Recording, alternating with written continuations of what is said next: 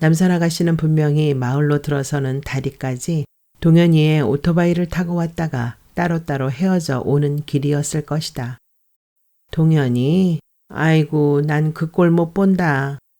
이 오목한 데에 묻혀있은께 여그가 세상 전부인 것 같제? 좋다고 목까지 매는 것을 야멸차게 했심은 큰 품을 지녔어야지. 기껏 동현이여. 여기서 이 새알심이나 만들면서 살 판이여. 나도 모르게 뜨란 말이네. 새파랗게 젊은 것이 왜 못이야?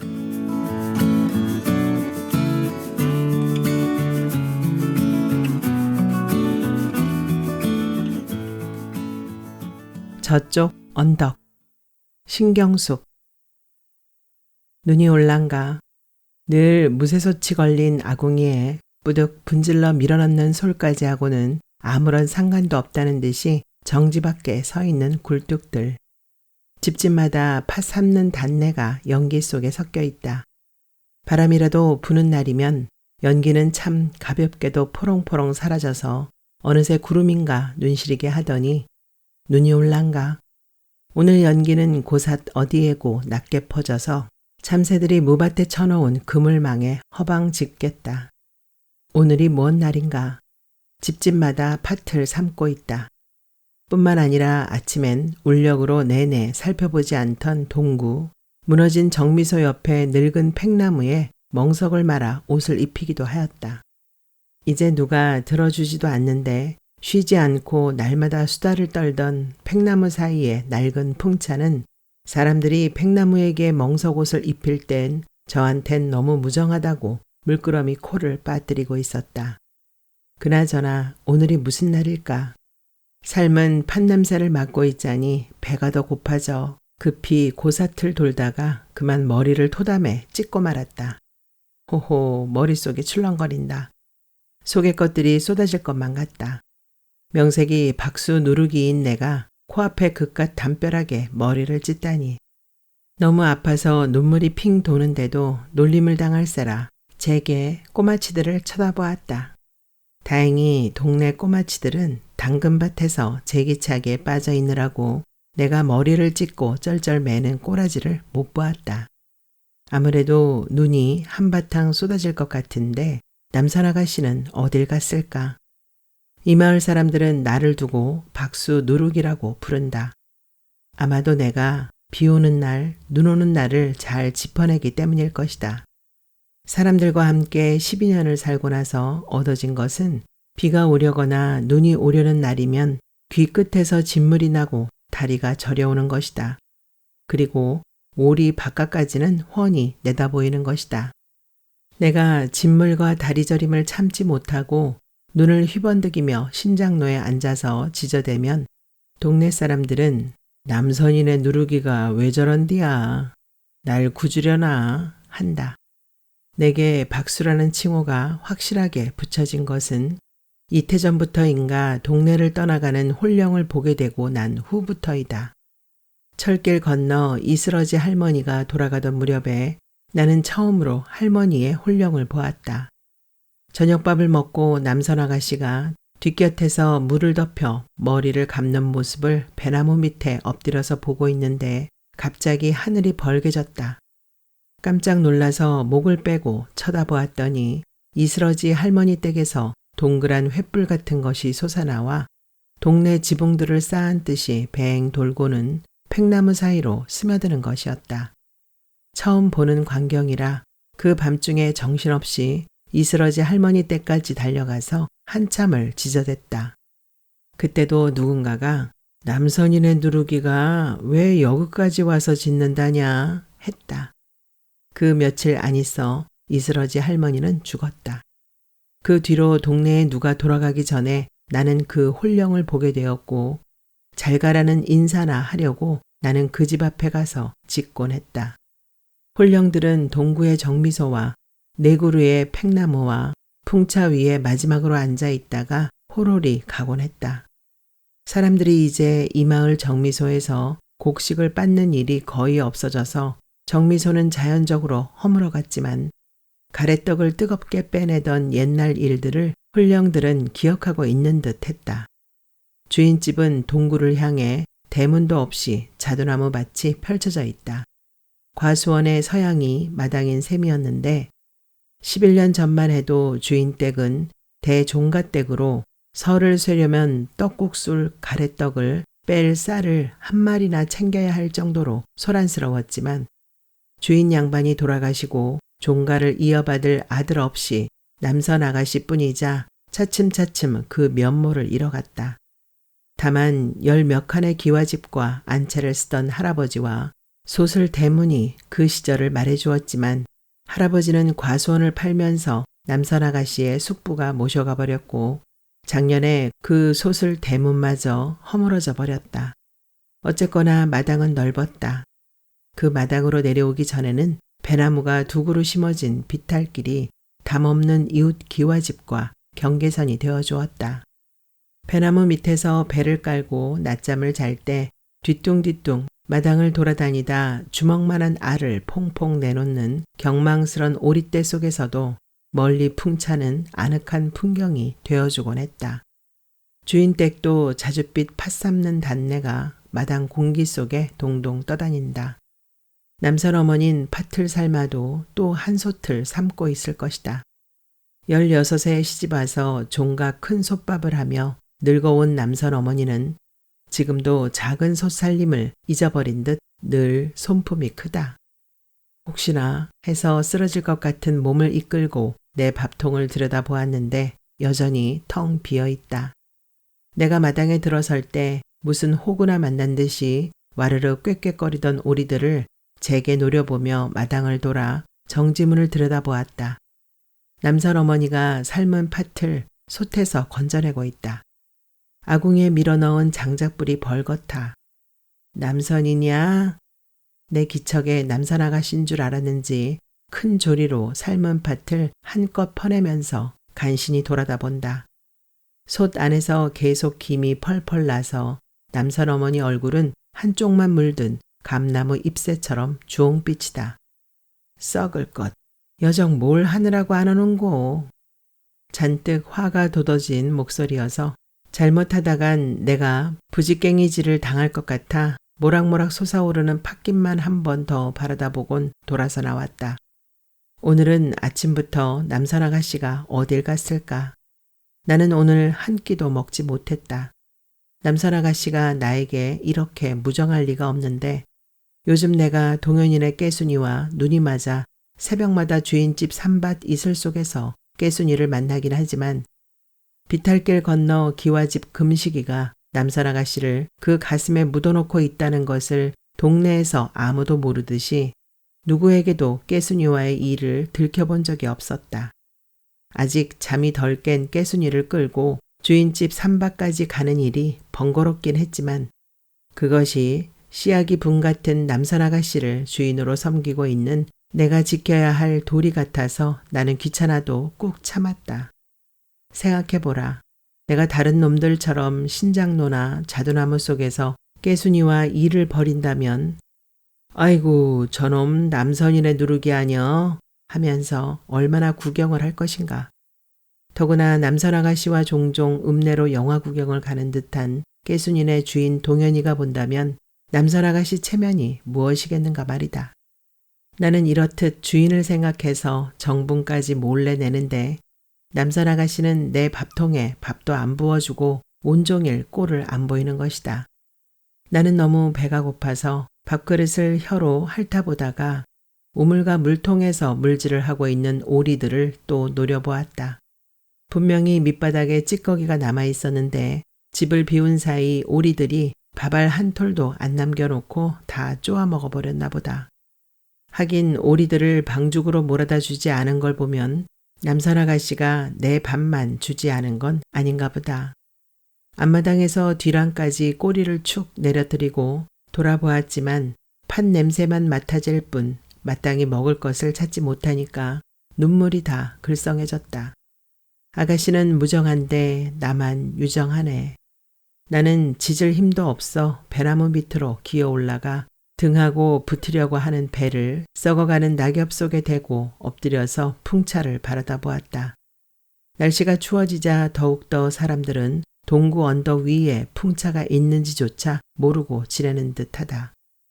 고프다 해서 이젠 아리따리 쓸려오는 배를 더욱더 낙엽 속에 대고 문지르고 있는데 누가 오는지 오리들이 부산을 떨며 마당으로 내려서면서 꾀꾀거린다. 그 기척이 반가워 얼른 마당을 쳐다보니 건너집 샘밭댁이다. 나는 실망하여 고개를 숙여버렸다.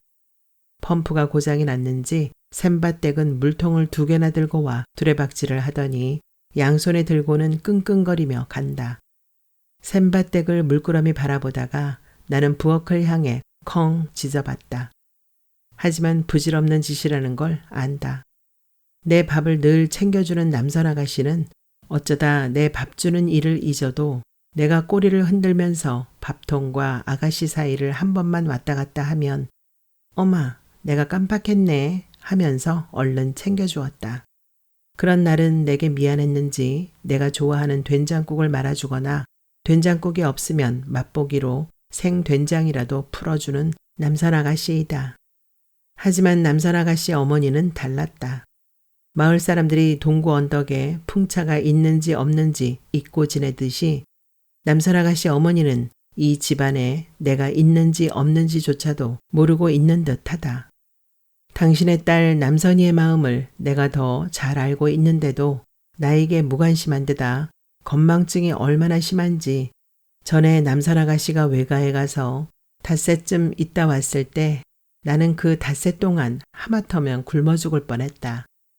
문풍지를 바를 생각으로 풀을 쓰려고 골로 위에다 밀가루를 묽게 풀은 냄비를 얹어놓고 손수 적기까지 하다가는 잠깐 장 항아리 뚜껑을 덮으려고 나왔다가 풀 젓던 중이었다는 것을 까마득히 잊어버리고 마루에 빨래통을 들고 빨래터로 나가는 게 예사인 남선 아가씨 어머니는 그 닷새 동안 단 한 번도 내 밥을 안 줬다는 것을 생각해내지 못했던 것이다. 하긴 그 때문에 깨순이의 밥을 훔쳐먹다가 깨순이와 정분이 난 것이지만 아무튼 그때 나는 너무 화가 나서 내가 있다는 것을 알리기 위해 목청껏 컹컹 짖어보기도 했지만 귀가 먹었나 원망스러울 정도로 남선 아가씨 어머니는 내 소리를 듣지도 못하고 방문을 꽝 닫아버리곤 했다. 하지만 그렇다고 남선 아가씨 어머니를 미워하진 않는다.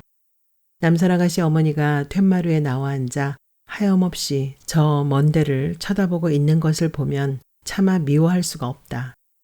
젊어서 고왔던 태를 아직도 이마에, 뒷목에, 턱선에 남겨갖고 있는 남선 아가씨 어머니는 툇마루에 한번 나와 앉아 있으면 한나절을 꿈쩍 않는다. 무슨 생각을 하고 있는지는 가축 속과 사람 속이 다르니 모르겠지만은 힘이 다 빠져 헛개비처럼 먼 데를 보고 있는 눈에 눈물이 글썽해지는 것을 보고 있으면 토란잎을 뜯어다가 눈을 싹싹 닦아주고 싶은 것이다. 한데 남선 아가씨는 내 마음과는 다르다. 어머니가 그러고 있는 것을 보면 분이 난 표정을 짓고서 빨래통을 꽉 내려놓거나 괜히 장대로 오리들을 사납게 내쳐서 집안을 수라장을 만들어 놓고 묶었던 머리를 싹 풀어제끼고는 팽 집을 나가버리는 것이다. 그런데 정말 남선 아가씨는 어딜 갔을까? 아침과 점심을 쫄쫄 굶은 채로 배나무 밑에 엎드려 멀리 풍차를 바라보고 있으려니 어허 목이 메인다. 사람들은 죽지 않고도 저 풍차를 지나 마을을 떠나갔다. 눈은 울면서도 몸은 바쁜 듯이 돌아서며 아무렴 여그보단 낫겠죠 인사들을 했다. 집이 팔리지 않아 살림만 트럭에 싣고 대문을 열어놓은 채로 가기도 했다. 한 번은 그 빈집에 가봤더니 방 아랫목에서 풀이 돋아나고 있었다. 목을 움츠리고 네 발을 쭉 뻗고 있다가 금식이는 뭘 할까 싶어 비탈길 배나무 저편에 기와집을 건너다 보았다. 금식이는 토방에 쪼그리고 앉아 시래기를 새끼줄에 엮고 있었다. 금식은 다 엮은 시래기를 헛간 벽에 걸어두려고 큰 걸음으로 걸어가더니 무슨 생각이 들었는지 내내 정성껏 엮은 시래기를 저만큼 내팽겨쳐버리고는 갑자기 폭삭 허물어져 일어설 줄을 몰랐다.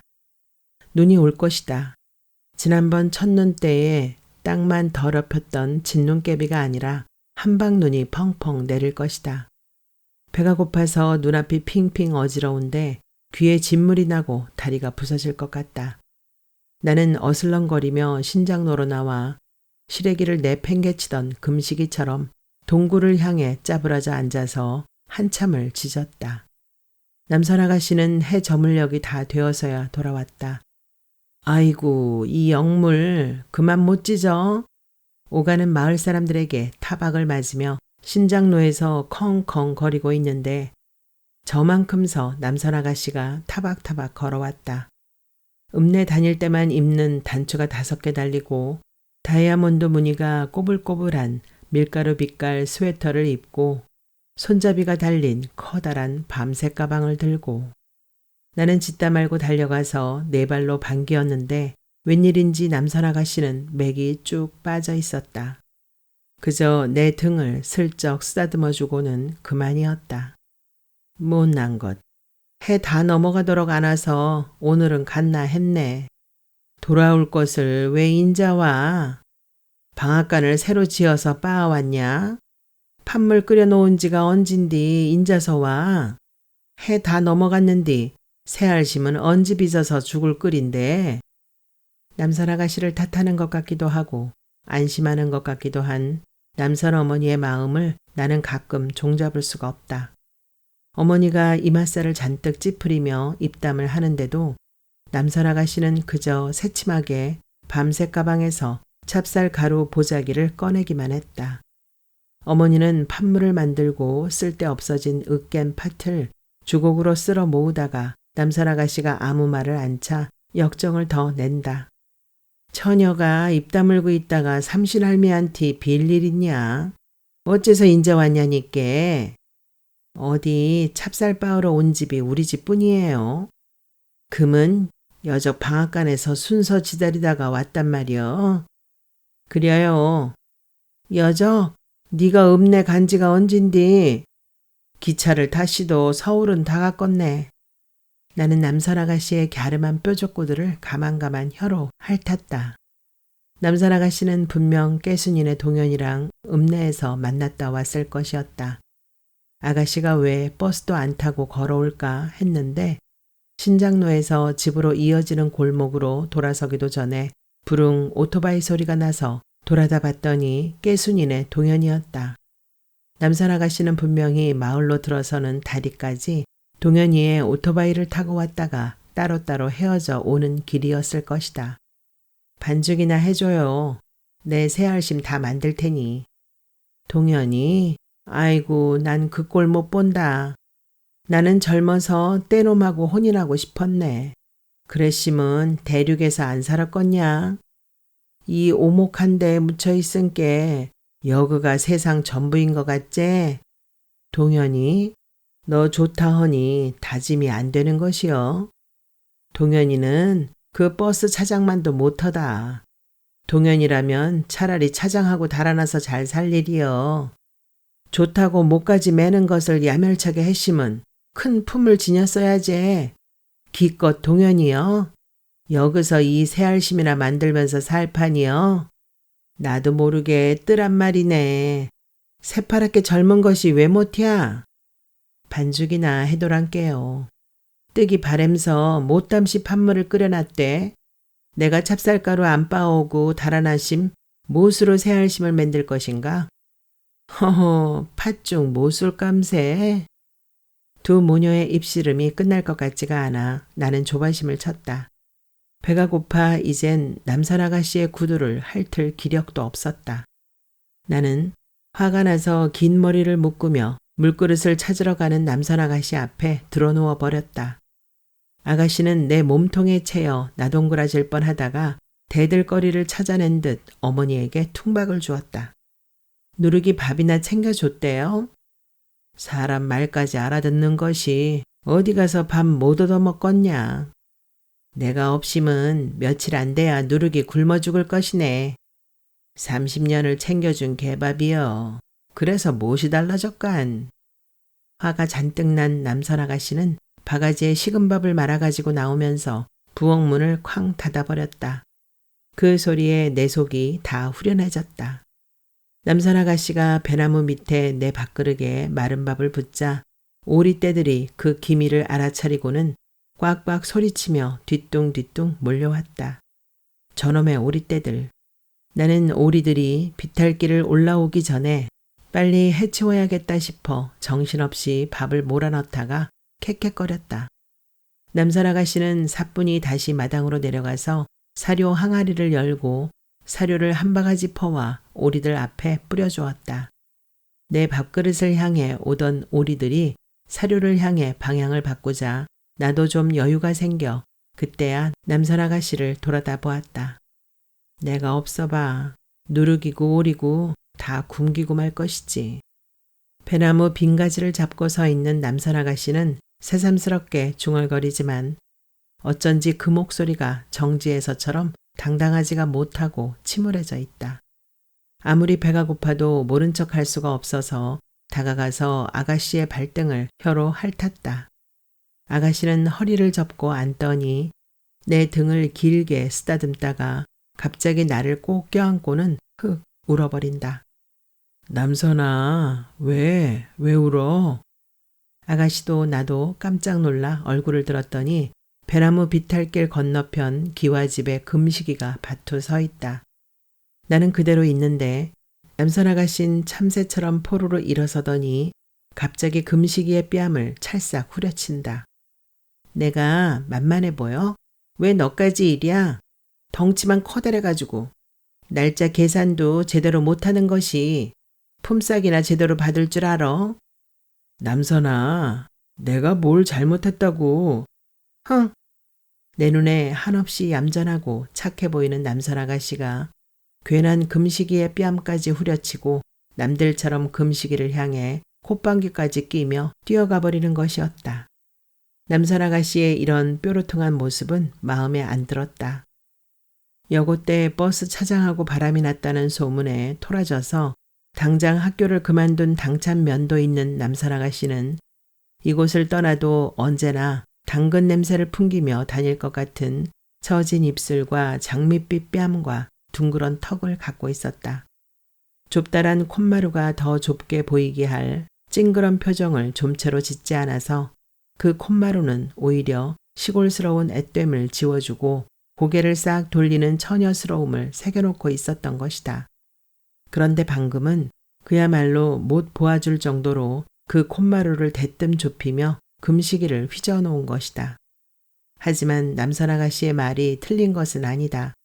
하관이 쭉 뻗어서 복은 좀 없게 생겼지만 쌍꺼풀 진 소같이 맑은 눈과 긴 다리와 커다란 덩치가 겉보기엔 짱짱하고 멀쩡해 보이는데 금식은 무엇이든 계산을 할 줄을 몰랐다.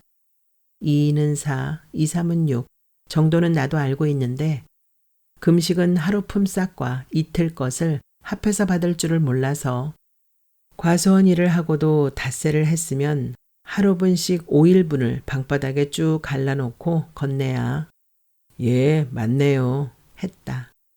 남선아, 사람들은 정말 왜 이런담. 남산 아가씨가 울고 간 자리에 이번에는 금식이가 주저앉아 눈물을 쏟는 것이다. 하지만 나는 금식이의 마음을 알 것 같았다. 금식이에게 남산 아가씨는 끔찍했다. 사정을 말하자면 지난 늦봄 배꽃 피던 무렵으로 돌아가야 한다. 또랑에 느티나무를 베다가 감전사고로 돌아간 연님인의 아버지 홀령을 보았던 무렵이기도 하다. 워낙 느닷없는 사고이기도 했지만 연님 아버지 홀령은 그 집 마당 빨랫줄에 오래 앉아 있었다. 그리고는 아직 7살밖에 안 된 방 안의 연님을 하염없이 바라보고 있어서 나도 짖지도 못하고 눈물을 글썽거렸었다. 그 전날도 오늘처럼 남산 아가씨는 읍내에 나갔다가 밤중이 되어서 돌아왔었다. 그날 내내 자두나무 밭에 걸음주는 상리를 나갔던 남산 어머니는 피곤할 텐데도 신장로에 나와서 막차가 지나가는 것까지 지켜보았다. 막차에도 남산 아가씨가 내리지 않자 어머니는 깊은 숨을 푹 내쉬며 한식경을 더 있다가는 동구 다리께로 휘적휘적 걸어가는 것이었다. 이번 참엔 정말인가? 홀령처럼 혼자 중얼거리며 서성거리던 어머니는 다시 마을 쪽으로 돌아서다가 저만큼 다리에 우두커니 앉아있던 남선을 발견하고 풀썩 주저앉아 버렸다. 못나 빠진 것. 사람들 말은 잘 알아듣지만 남선 아가씨 어머니 말은 가끔 알아들을 수가 없었다. 남선 아가씨는 어둠을 풀어내며 폴짝 일어서서는 어머니가 못한 일 나한테 풀려 하지 말란 말이에요. 내찰스럽게 대들고는 앞장서 걸었다. 떠나지도 못할 것이면서 속옷은 왜 하나도 안 남기고 다 챙겨가? 장롱 밑에 돈 둔 것은 어떻게 알고? 남선 어머니는 무너진 몸을 제게 일으키더니 큰 걸음으로 다가와 남선 아가씨가 들고 있는 큰 가방을 채가듯이 빼앗았다. 가슴 터지도록 그토록 바라면 마중은 못하러 나와요. 이젠 이런 돈 안 챙겨놔도 돼요. 난 어머니 흔적은 단 한 가지도 안 가지고 갈 테니. 남선 아가씨는 어머니가 든 가방을 다시 빼앗아 들더니 딱단추를 따고는 봉투 속에서 돈을 꺼내 신장로 바닥에 뿌려버리는 것이었다. 파란 지폐는 바람 부는 날 빨랫줄의 얇은 속옷처럼 펄럭펄럭 흩날렸다. 그날 남선은 어머니에게 호되게 귓뺨을 얻어맞고도 펑펑 울며 대들었다. 눈 위로 지나간 기러기 발작이 눈 녹은 뒤에 남아있는 거 봤냐? 역을 왜 못 떠나? 30년 뒤에? 그땐 헛것이제. 샘문을 만들어 열어주는디도 왜 못 간디요? 30년 동안 대종갓댁 며느리 노릇하고 남은 것이 이것이여. 여기서 뭔 좋은 꿈을 보겄다고 못 떠나. 여기 있는 것들은 살아있으면 산 귀신이고 죽었으면 죽은 귀신이여. 네 눈에는 귀신들도 안 보여. 다음 날까지도 두 모녀의 싸움은 끝나지가 않았다. 자두나무 과수원 품삯일을 나가려고 마루를 내려서는 어머니에게 남선 아가씨가 본때도 없어요. 넘것이 된 자두나무밭 삭리를 나가게 어젯밤에 당한 것을 되게 갚아주려는 듯이 톡 쏘아대는 것으로 어머니 걸음을 잡은 것이었다. 남선 아가씨의 비아냥거림에 어머니는 결국 일을 안 가고 머리를 무명띠로 동여매고 누워버렸었다. 그러건 말건 남선은 내내 라디오를 크게 틀어놓고 노래를 따라 부르더니 점심상을 차려 어머니 방에 탕소리가 나도록 들여놓고 나서 뒤란에 엎어져 있던 고무통을 끙끙 대며 옳게 해놓고 샘에서 물을 길어 날랐다. 물을 길어 나르면서 남선 아가씨가 입술을 얼마나 야무지게 다물고 있던지 나는 뒤따라 다니지도 못하고 할 수 없이 배나무 밑에 엎드려서 오락가락하는 남선 아가씨를 구경만 했다.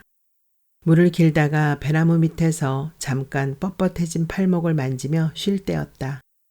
양동이 속으로 삼배같이 흰 백꽃이 떨어져 내리는 것을 처음엔 물끄러미 보고 있더니 아가씨는 양동이 속을 한참 들여다보았다. 봄날이 좋아 하늘도 양동이 물속에 들어 있었는데 가만 보니 물결이 지고 흰 꽃은 한쪽으로 밀려나고 하늘이 출렁거렸다. 내게 신호도 없이 갑자기 봄비가 내리는가 했는데 그게 아니라 아가씨가 무릎을 꼭 쌓고 양동이 속의 흰 꽃 위에다 또르륵 눈물을 떨어뜨린 것이었다. 자꾸만 백꽃은 양동이 물속으로 떨어지고 자꾸만 아가씨는 물 묻은 꽃 위에 눈물을 떨구었다. 울보 아가씨.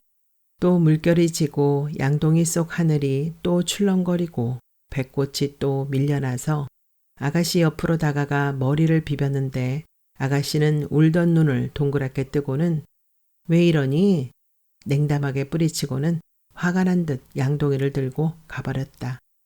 16번을 물을 길어 나르던 아가씨는 덮이지도 않은 그 찬물 속에 옷을 홀랑 벗고 들어갔다.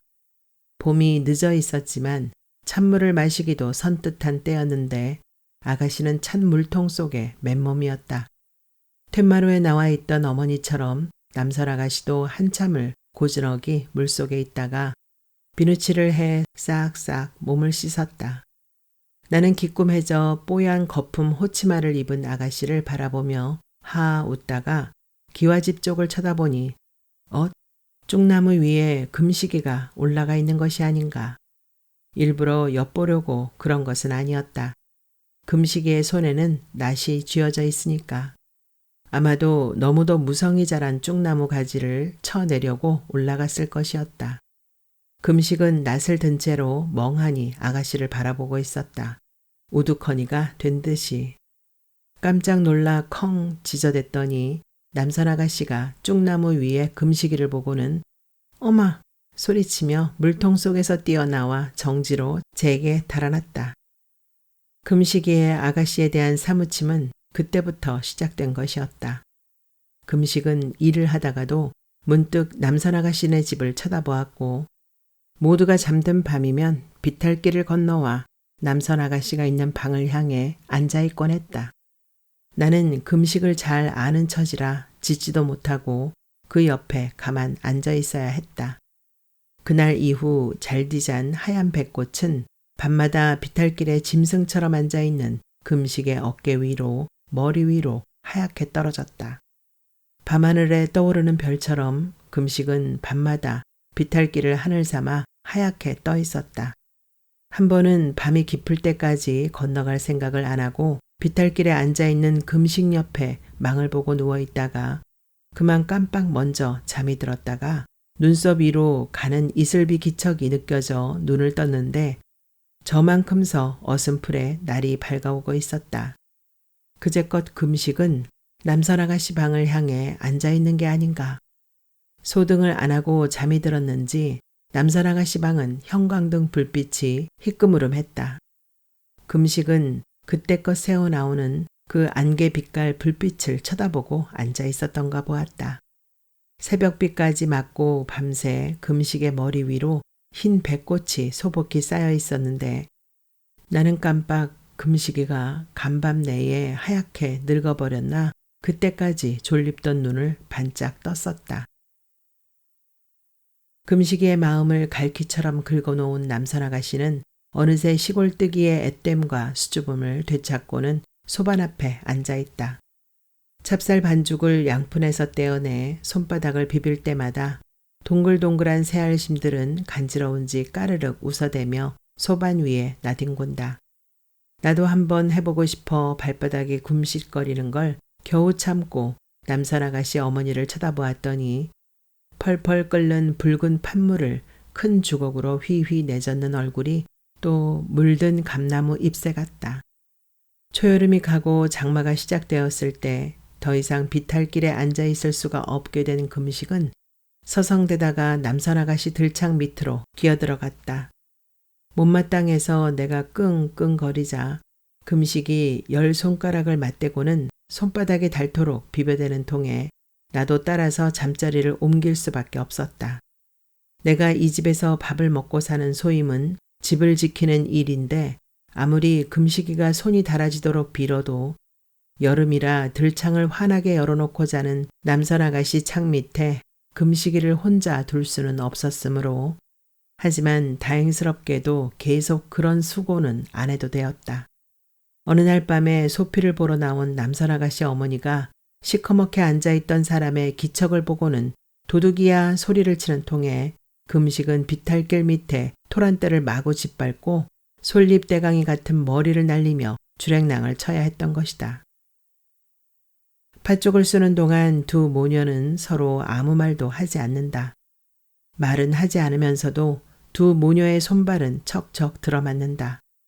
펄펄 끓는 판물을 보고 남선 아가씨가 빚은 새알심 소반을 건네자 어머니는 주걱으로 새알심을 싹싹 밀어넣는다. 새알심들은 쏟아져 들어간 솥 속에 뜨거운 판물에 놀랐는지 소나기 슬레이트 지붕 위에서 후두둑 뛰어다니듯 와글와글 거린다. 그래도 두 모녀는 말이 없다. 어머니가 주걱 끝으로 맛을 보는 표정을 쳐다보던 남선 아가씨는 얼른 소금을 건네주고 어머니가 아궁이를 들여다보면 남선 아가씨는 또 얼른 쏘시개를 밀어 넣어 주었다. 팥죽이 보글보글 끓기 시작했을 때는 두 모녀의 얼굴도 아궁이 속의 장작불처럼 벌겋게 달아올라 있다. 이마에도 땀방울이 송글송글 맺혀 있다. 그러면 그렇지. 그 큰 손품이 어딜 가나 팥죽을 다 끓여서 긴 손잡이가 달리고 윤이 반들반들한 양동이에 퍼내는데 하나 가득이다.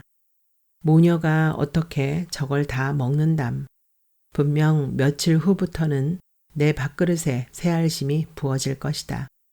남선 아가씨가 새알심을 만들어 담던 소반에 찹쌀 가루를 행주로 싹싹 닦아 퍼놓자 어머니는 흰 사기주발 2개에 갓 퍼올린 팥죽을 담아 얹는다. 남선 아가씨가 수저 2쌍을 소반 귀퉁이에 내놓자 어머닌 동치미 국물을 떠와 소반 가운데에 놓는다. 남선 아가씨가 어머니 치마에 묻어있는 건부를 떼어내니 어머니는 치맛자락을 깡총 잡아당겨 말기에 감춰 넣는다. 서로 분을 내며 못마땅해 하는 것은 자주 봤어도 2 사람 사이에 이런 침묵은 또 처음 구경하는 거라서 2 모녀의 상귀된 얼굴을 번갈아 쳐다보느라고 내 눈이 튀어져 나올 듯한데 어머니가 살강 위에서 흰 주발을 꺼내 남선 아가씨에게 내민다. 여태껏 어머니 표정만 보고 뒷일을 착착 해내던 남선 아가씨는 흰 주발을 건네주는 이유는 모르겠는지 멀끔히 어머니를 건너다 본다. 동현네 장광디 시암에 가서 물 떠오니라. 거그 물이 동네에선 가장 깨끗한께. 남선 아가씨는 순하게 흰 주발을 받아들고 정지문을 열고 나간다. 열린 문으로 설기를 띤 바람이 획 밀려 들어온다. 나도 일어서서 남선 아가씨를 따라 나선다. 동현네 집이라면 깨순이가 있지 않은가. 옷서풀 잡아 꼭꼭 여미던 남선 아가씨가 자두나무 길로 들어서면서 무슨 생각이 난 듯 배나무 밑에 비탈길을 쳐다보다가 고개를 싹 돌리길래 나도 비탈길을 쳐다봤더니 금식은 아직도 거기에 짜부라져 앉아있다. 남선 아가씨가 펄짝펄짝 뛰길래 나도 오랜만에 등에 털이 곤두서도록 뛰어 따라갔다. 해가 다 기울고 어스럼이 깔릴 고삿길에도 찬바람이 쿨렁거린다. 언제나 어스름녘의 코끝이 싸한 추위는 서먹한 방랑길을 가져다주곤 한다. 저 풍차를 지나 신장로길을 한없이 따라 산모퉁이를 돌면 무엇이 보일까? 홀령들은 저 팽나무를 지나 어디로 갔을까? 나는 그 낯선 기운에 빠져들지 않으려고 꼬리를 바짝 치키며 남선 아가씨 뒤를 바싹 따라붙었다. 다 저물녘에 네가 웬일이랴? 남선 아가씨는 마치 제 집 마당에 들어서기나 하는 듯이 대문을 쏙 밀어젖히더니 방금 또랑에서 오리를 몰고 왔는지 장화를 신은 채로 장대를 내려놓다가 반색하는 동영이를 본 척도 안 하고 장광에 있는 대숲 뒤로 돌아간다. 동현이만큼이나 깨순이도 날 반겨줄 텐데 마실을 나갔는가 냄새조차도 없다. 마루밑까지 찾아보다가 그만 실망하여 남선 아가씨를 따라 동현이네 뒷곁으로 갔다. 그깟 물들어 여기까지 왔어? 어머니가 그러랴. 여그 시암물이 동네에서 제일 깨끗하다네. 맴속에 여적 그런 정성이 남아있어, 아짐이? 우리 어머니가 어쩌서? 네가 우리 어머니 얕벌참. 아니. 나는 네가 날 보러 왔어 신문해서. 동현이는 애달아 하는데 산자락에서 졸졸 새어들어 샘에 얕게 고여있는 생수를 한 그릇 떠낸 남선 아가씨는 핑 돌아선다. 얼마나 순식간에 몸을 돌려 세우는지 바람이 펄렁거려 남선 아가씨 옆에 있는 것이 아니라 꼭 풍차 옆에 서 있는 셈이다. 야 남선아, 저녁에 팽나무 밑에서 고사를 지낸다는디 니도 나올 것이제? 그깟 팥죽고사 뭔 볼일로 간대? 발 시려서 까딱 동상이나 걸리기 알맞을 것이네. 나올 것이지? 남선 아가씨가 대답 없이 쌀쌀하게 돌아서자 동현은 장화걸음으로 미끄러지듯이 앞을 가로막고는 남선 아가씨를 품에 안아버린다. 댄잎들이 깜짝 놀랐는지 한쪽으로 파랗게 쏠리며 소곤소곤 거린다. 니는 봄날 맹키로 오갈 때 맴이 왜 그렇게 다르냐? 남선 아가씨가 들고 있던 흰 주발이 땅바닥에 떨어져 깨져버렸는데도 동현은 아예 작정을 한 사람처럼 입까지 맞춰버린다. 이상하네. 빳빳한 문풍지처럼 날쌔게 빠져나와서 맵디 맵게 볼따구라도 한 대 올려붙일 줄 알았던 남선 아가씨는 풀기가 다 죽어 동현의 품에 픽 쓰러져 버린다. 동현이가 마른 풀 같아진 아가씨를 담싹 안고 가 보리집에 기대놓고 또 한 번 입을 맞추고는 손을 스웨터 사이로 밀어넣을 때에야 남선 아가씨는 동현을 밀쳐낸다. 너한텐 안 돼. 비키란 말이야. 동현은 그때서야 손짓을 멈추고 아가씨의 눈을 들여다보았다. 나한텐 안 된다고? 풀기를 되찾은 아가씨는 보리집에서 몸을 세워 스웨터 단추를 잽싸게 채우고는 화가 잔뜩 난 목소리로 동현을 떠다밀었다. 물그릇을 깼으니 너네 주발에 얼렁 물이나 떠줘. 금은 누구한티? 동현은 분이 난 목소리로 남선 아가씨 얼굴을 바투 쳐들었다. 피해보려다가 안 되니까 이번에는 아가씨가 성큼 대든다. 넨 역을 뜰 거란 말이네. 내가 저깟 팽나무에 고사나 지내면서 여기서 살 것 같은가? 내가 한번 뜨면 다시 안 올 것이야. 여그 사람이면 다 지긋지긋해. 10년 후에 만나도 여기서 뭘 하고 살았는가 다 알 수 있을 거네. 넨 역을 뜨기만 하면 깡그리 잊어먹고 살 것이야. 그런디 너한테 나를 열어? 내가 그리 강단이 없어 배? 빨리 물그릇이나 줘. 물그릇이나 달란 말이. 남선 아가씨가 금방 울음을 터뜨릴 듯이 볼멘 소리로 대들자 동현은 황황히 정지로 가서 주발을 꺼내와 물을 떠 담아왔다. 물그릇을 받아든 남선 아가씨는 내일을 스웨터 안에 다 갈무리지도 않고 총총 걸어 나왔다. 동현이가 대문까지 장화 발짝으로 저벅저벅 따라 나오며 아가씨 등에 묻은 보리짚을 털어내 주었지만 아가씨는 살쐐기처럼 동현의 손을 털어버리며 신장로로 나섰다. 동현은 뜻밖의 아가씨 속내를 알게 된 것이 충격이었는지 어찌할 바를 모르고 어둠 속에 우두커니 서 있었지만 아가씨는 뒤도 돌아보지 않고 큰 걸음을 걸었다. 집안은 온통 팥죽 냄새가 떠다녔다. 장광 소반 위에 물주발 갖다 놓아. 배나무 밑까지 팥죽을 뿌리고 있던 남선 어머니는 늦게 돌아온 남선 아가씨가 못마땅한지 퉁명스럽게 내뱉고는 헛간으로 돌아갔다. 내 저녁밥 주는 것을 또 잊을까봐 불이 나게 남선 아가씨를 뒤쫓아갔다. 아가씨는 살강 위에서 깨뜨린 주발과 같은 것을 꺼내 물을 따라붓더니 장광으로 갖고 나가 동치미 국물 주발 옆에 내려놓았다. 그 뜨겁던 팥죽은 그 사이에 다 식어서 겉이 뻣뻣한 가죽같이 굳어 있었다. 아가씨, 내가 슬퍼 보이라고 꼬리를 축 내려뜨리며 낑낑거리자 물끄러미 소반 앞에 서 있던 아가씨는 내 밥을 된장국에 말아서 밥통에 부어주었다. 그리고는 귀찮게도 밥 먹는 내 등허리를 하염없이 쓰다듬었다.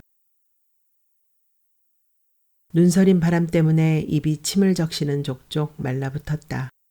입술 거스러미를 하염없이 물어뜯고 있는데 남선 아가씨가 방문을 열고 한참을 서 있다. 우두커니 마당을 내다보고 방문 고리를 여짓거리며 서 있던 남선 아가씨는 털신을 꿰신고 토방으로 내려선다. 고사 지내는 팽나무 곁에는 안 나갈 모양이더니 남선 아가씨가 간다면 나도 구경이나 해볼까 하고 몸을 털고 일어서는데 남선 아가씨는 정지로 가서 양동이를 들고 샘으로 간다. 검은 솥에 몇 번 물을 길어 나르던 아가씨는 갈퀴나무에 불을 붙여 아궁이에 밀어넣는다. 왜 다 늦은 저녁 때에 물을 덮이는고. 한참 불쏘시개를 밀어넣던 아가씨는 솥뚜껑을 열고 손가락을 담가보더니 갈퀴나무를 한 짐 더 밀어넣는다.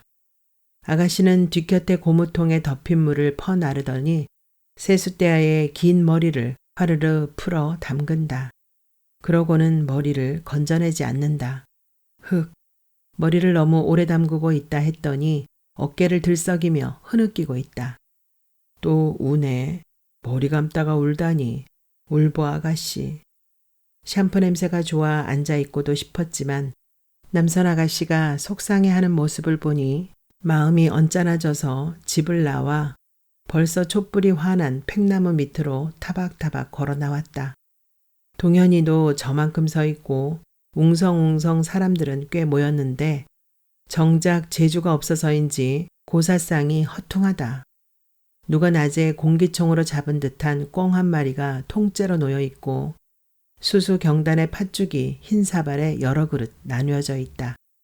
나는 풋배가 열리기 전에 아들 따라 동굴을 떠난 삼남 양반이 작년에 고사상에 술을 따르며 허이허이 외던 노래가 떠올라 컹컹 한바탕 짖었다.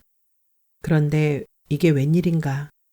나는 그저 생각대로 뽑아냈을 뿐인데 팽나무를 빙 둘러 켜놓은 흔들거리는 촛불 속에서 홀령들이 팥죽 앞으로 날아갈 듯이 내려오는 것이 아닌가. 이스러지 할머니도 있고 연님이 아버지도 있고 지난 늦여름에 철길에 깔려 죽은 쌍둥이도 있고 세상에 해순이네 텃밭에서 쥐약을 주워 먹고 죽은 누렁이도 있네. 축귀가 되어서도 배가 고픈지 눈이 퀭하다. 내가 눈물이 글썽해져 한바탕 더 짖어댔더니 누군가 사정도 없이 발길질을 한다. 아이고 이 영물아, 너도 한 그릇 먹고 이제 그만 가거라이. 화가 나서 돌아다 보니 남선 어머니, 내 주인이다.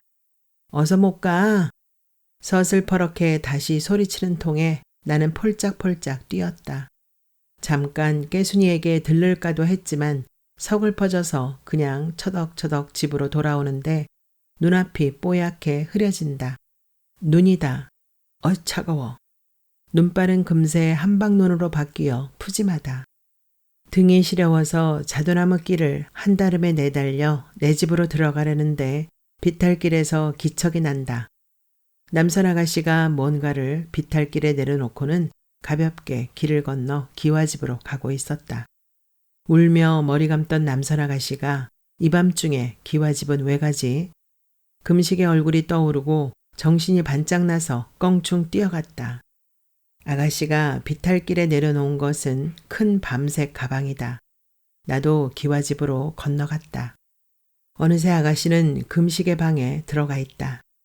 어룽대는 그림자로 보아 잠 자다가 놀란 금식이가 벽에 등을 붙이고 엉거주춤 앉아있는가 보았다. 금식은 황급하게 손을 내젓는다. 내 들창 밑에 밤새 섰던 게 금식이라는 거 다 알어. 남선아, 근데 나한테 왜 이려? 내 속을 말함은 네가 알어. 내를 생각함은 나 자신도 수수께끼인디. 잊으려 해도 내 속감량은 몇백 년 전을 다 알고 있는 것 같아. 복잡한 내 속을 들여다보면 사연도 많네. 넨 넋이 빠지고 거짓말쟁이에다가 죄투성이란 말이네. 네와 정분 내고 달아남은 그땐 안 돌아올 것 같아 왔어. 남선 아가씨는 훌훌 옷을 벗고 있다.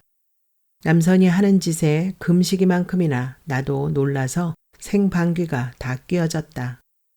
잠깐 사이에 옷을 하나하나 벗어내던 아가씨 그림자도 하면서 황황하게 손을 내젓던 금식의 그림자도 녹고 있는 눈 위에 꽁발짝 지워지듯이 금세 방문에서 사라졌다. 토단벽에 걸려있던 무시래기들이 다 당황스러웠는지 수런수런 거렸다. 그대로 서성거리고 있을 수도 없어 눈이 휘둥그레진 채로 나는 비탈길에 아가씨 가방 곁으로 와서 쭈그리고 앉았다. 한방눈은 세상을 훤하게 해놓고 내 등 속으로 폭폭 쌓였다. 멀리 늙은 팽나무 옆에 켜진 촛불들이 흰 눈발 속에서 펄럭펄럭 거린다. 팥죽을 다 먹었는가? 아니면 그들도 눈 때문에 발이 시려운가? 축기들이 불 속으로 펄렁 날아들어간다. 사람 속은 다 알아도 아가씨 속은 모르겠네. 그때다. 무시래기들 수렁거리는 소리가 딱 멎었다. 나는 또 한 번 눈이 휘둥그레졌다. 금식의 기와집 지붕이 촛불보다 한방눈보다도 더 훤해지더니 금식과 남선 아가씨의 홀령이 벌거벗은 채 휙 공중으로 솟아오르는 것이었다. 혀 밑에 고여있던 침이 그때야 꼴깍 삼켜졌다. 아가씨. 놀란 내 눈 속으로 동짓날 한방 눈이 날이 새도록 퍽퍽 쌓였다.